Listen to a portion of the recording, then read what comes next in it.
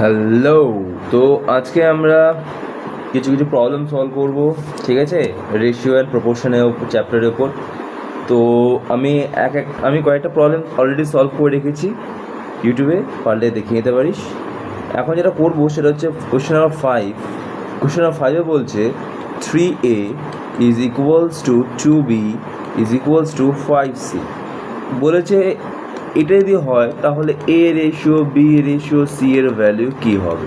ওকে, easy আছে। কী করবো, আমরা এলসিএম অফ 3,2,5 নেবো। ওটা কত আসবে? অবভিয়াসলি 30 আসবে। এখন 30 যেই আসবে, এই 30 দিয়ে আমরা কি করব, এখানে সবাইকে ডিভাইড করে দেবো। এখানে সবাই কী করবো, ডিভাইড করে দেবো। মানে 3a/30 equals to 2b/30 equals to 5c/30। এখন তার কাটাকুটি যাবে, তাই না? এই যে 3 10 30, 2 15 30, 5 6 30। আলটিমেটলি আসবে কি, a/10 equals to b/15 equals to c/6।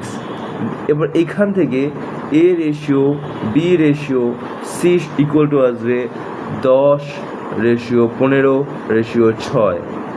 এইভাবে সলভ করতে হবে, ঠিক আছে? নাও এবার কোশ্চেনে নেক্সট কোশ্চেন 6 নম্বর কোশ্চেনে বলছে out of daily income of 600 a worker spend at one food and shelter and save the rest. Okay, ratio of his income spending two income. এটা তো পারবি, 6-এরটা।